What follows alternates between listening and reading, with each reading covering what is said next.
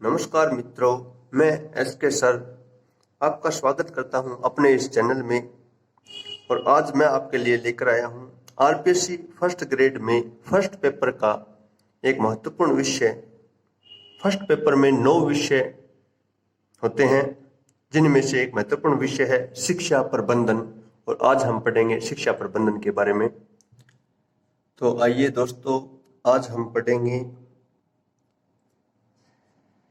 First grade GK के subject शिक्षा प्रबंधन का अगला टॉपिक विद्यालय प्रबंधन समिति। विद्यालय प्रबंधन समिति का शॉर्ट फॉर्म है एसएमसी, यानी स्कूल मैनेजमेंट कमेटी। दोस्तों, ये विद्यालय प्रबंधन समिति जो है, इसको स्कूलों में कक्षा 1 से 8 तक के सभी स्कूलों में, चाहे वो स्कूल प्राइवेट हो या फिर गवर्नमेंट, सभी में 28 मई 2010 से इसे लागू कर दिया गया था, ताकि स्कूल का मैनेजमेंट स्कूल के सदस्य और अभिभावकगण संभालें।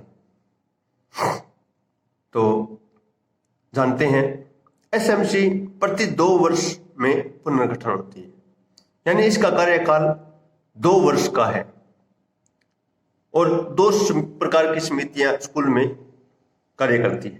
प्रति 2 वर्ष में पुनर्गठन यानी कार्यकाल 2 वर्ष का, और 2 समितियां कार्य करती है। एक साधारण समिति, जिसे आम समिति भी कहा जाता है, और दूसरा कार्यकारिणी समिति। इससे पहले हम जान लेते हैं इसका जो प्रावधान है वो आरटीई एक्ट 2009 की धारा 21 में इसका प्रावधान दिया गया है, अध्याय 4 की। अध्याय 4 में धारा 21 है, जो धारा 12 और 28 के बीच की है। एक धारा है 21 के में इसका गठन किया गया है। एसएमसी का मुख्यालय अगर पूछा जाए तो विद्यालय, यानी विद्यालय भवन ही इसका मुख्यालय होता है। और अब देखते हैं हम दोनों कमेटियों को। नंबर 1, साधारण समिति या आम कमेटी।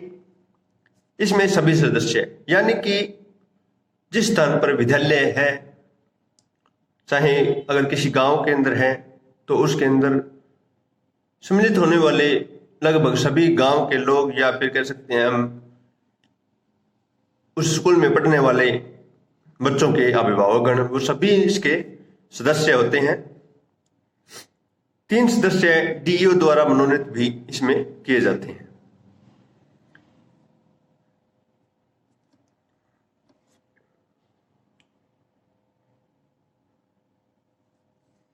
दूसरी समिति है कार्यकारिणी समिति। कार्यकारिणी समिति में कुल 16 सदस्य होते हैं। लगभग ये एग्जाम में पूछा जाता है प्रश्न, या तो कुल सदस्य पूछ लिए जाते हैं, या फिर अभिभावक गणों की सदस्य संख्या, या कितने मनोनीत होते हैं, कौन सचिव होता है, इस प्रकार के प्रश्न इसमें पूछे जाते हैं। हर बार 1 या 2 क्वेश्चन एग्जाम में पूछा जाता है फर्स्ट ग्रेड में। ये इंपॉर्टेंट टॉपिक है। तो इसमें कुल सदस्य 16 होते हैं, जिसमें से अगर प्रतिशत की पूछा जाए मात्रा, तो 75% या फिर 3/4 भाग, यानी कि 11 सदस्य। देखो, ये 11 है दोस्तों। 11 सदस्य जो अभिभावकगण ही इसके सदस्य होते हैं। इसी में भी 11 में से 50%, यानी कि 6 सदस्य महिलाएं होने चाहिए, इसमें शर्त है। और 25% या 1/4 सदस्य जो है विद्यालय के अध्यापक होते हैं, 3 सदस्य। इसमें 4 भी कह सकते हैं, वो 1-2 मनोनीत भी होते हैं। टोटल 5 सदस्य मनोनीत होते हैं। आगे में देखेंगे हम। 25% या 1/4 सदस्य, यानी कि 3 सदस्य विद्यालय के अध्यापक होते हैं, जिनमें से एक सचिव, प्रधानाध्यापक कक्षा 5 या 8 का, और एक अध्यापक सदस्य होता है। एक सदस्य अगर विद्यालय 5वीं तक है, यानी प्राइमरी, तो 5वीं कक्षा का मेधावी छात्र या छात्रा है तो छात्रा को प्राथमिकता है। और एक 50% महिलाएं, यानी कि इनमें से कुल 16 सदस्यों में से महिलाओं को प्राथमिकता है, यानी कि 50% महिलाएं इसमें होनी चाहिए। ये इसमें शर्त है कमेटी की। और 50% महिलाएं और अनुसूचित जाति जनजाति को प्रतिनिधित्व भी होगा इसमें, यानी कि एक सदस्य अनुसूचित जाति और जनजाति का भी होगा। ज्यादा होते हैं तो भी कोई बात नहीं है, एक जरूर होगा। आगे देखते हैं इसके जो अध्यक्ष उपाध्यक्ष मनोनीत सदस्य है उनके बारे में। एक अध्यक्ष होता है जिस स्थान पर स्कूल हो, विद्यालय जिस स्थान पर हो या जिस गांव में, वहां का स्थानीय अभिभावक, स्कूल में पढ़ रहे किसी बच्चे का पेरेंट्स ही होगा, वो अध्यक्ष होगा। और एक उपाध्यक्ष होगा, वह भी स्थानीय अभिभावक होगा। एक सचिव होगा कार्यकारिणी समिति में, हम कार्यकारिणी समिति के बारे में पढ़ रहे हैं। एक सचिव होगा जो पदेन सदस्य होगा प्रधानाध्यापक। अगर प्रारंभिक कक्षा का स्कूल है तो प्रधानाध्यापक, और अगर अपर प्राइमरी यानी 8वीं तक का स्कूल है तो भी प्रधानाध्यापक, यानी प्रधानाध्यापक ही इसका पदेन सदस्य या एक सचिव होता है जो एक सदस्य भी है।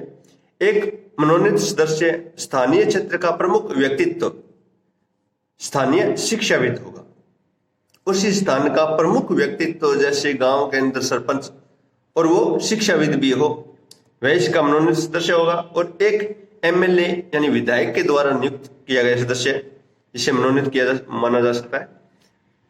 और एक सदस्य, ये भी सदस्य में है, एक अध्यापक सदस्य और एक छात्र। अगर ये छात्र, देखो दोस्तों, ये जो छात्र है वो अगर प्राइमरी स्कूल है तो 5वीं कक्षा का मेधावी छात्र अगर छात्रा है कक्षा में तो उसे प्राथमिकता मिलेगी, यानी छात्रा ही उसका सदस्य होगी। और अगर अपर प्राइमरी कक्षा 8 तक का स्कूल है तो 8वीं क्लास का मेधावी छात्र, अगर स्कूल उस कक्षा के अंदर छात्रा उपस्थित है तो छात्रा को प्राथमिकता होगी, क्योंकि हमने पहले भी देख रहे हैं कि 50% महिलाओं को इसमें प्राथमिकता दी गई है। इसमें आगे मैंने लिखा भी है महिला को प्राथमिकता दोनों ही पदों पर। सभा प्रति अमावस्या के दिन इसकी जो बैठक होती है, जो सभा लगती है, वो प्रति वर्ष अमावस्या के दिन होती है दोस्तों। तो टोटल एक साल में लगभग 11 बैठकें होती है।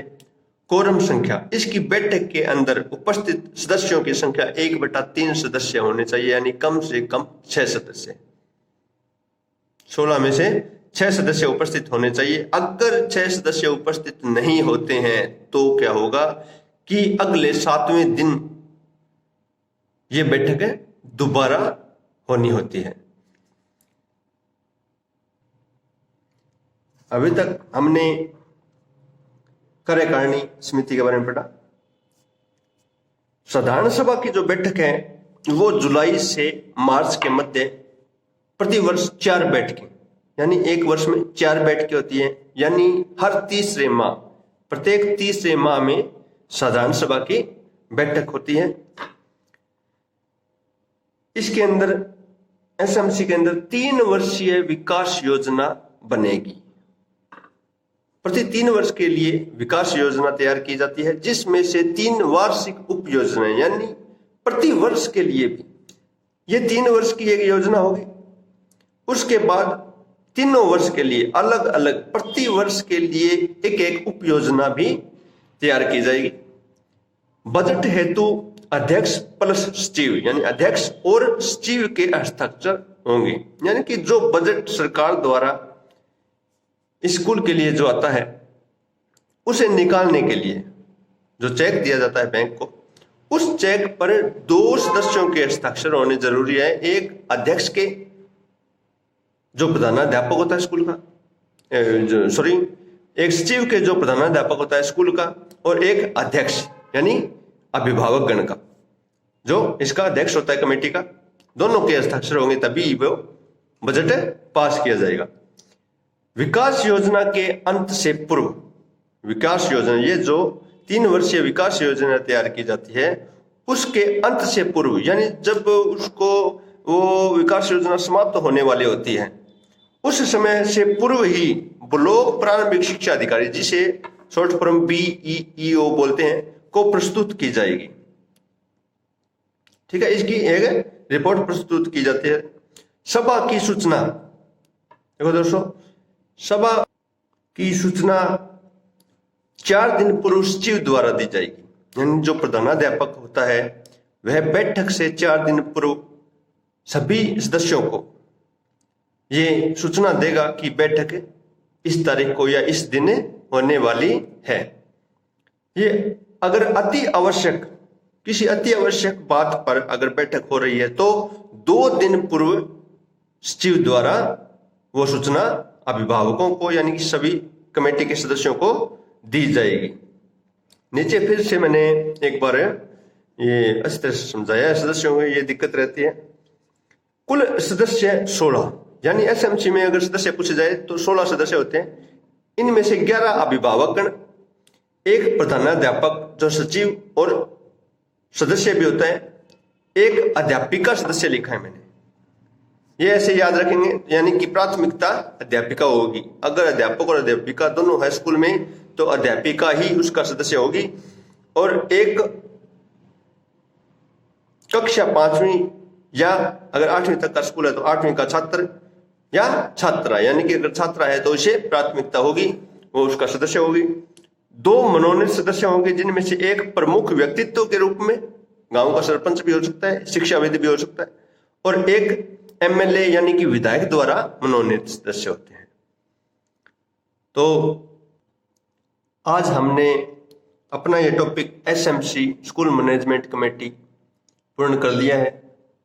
दोस्तों देखो, मेरी पूरी कोशिश रहेगी कि मेरे द्वारा जो नोट्स आपको दिखाए जा रहे हैं, पढ़ाए जा रहे हैं, वो मैंने टोटल कलेक्ट किए हैं कई किताबों में से। ये मेहनत मैं आपको वीडियो द्वारा दे रहा हूं, तो मेरी पूरी कोशिश रहती है कि आपको ऐसा वीडियो, ऐसा नोट्स दूं जिससे आपको ये वीडियो देखने के बाद उस सब्जेक्ट में किसी और वीडियो या किसी किताब को देखने की भी आवश्यकता ना रहे। इसमें एक कुछ हो सकता है कि अगर करंट में अगर कुछ बदलाव होता है, उसको छोड़कर आपको शायद किसी भी किताब को या किसी वीडियो को देखने की आवश्यकता नहीं रहेगी। ये मेरी पूरी कोशिश रहती है। मेरी वीडियो को अंत तक देखने के लिए धन्यवाद। अपने दोस्तों को भी इस वीडियो को शेयर करें ताकि वो भी इसका लाभ उठा सके, और सब्सक्राइब कर बेल आइकन को दबाएं ताकि अगली वीडियो आप तक पहुंच सके।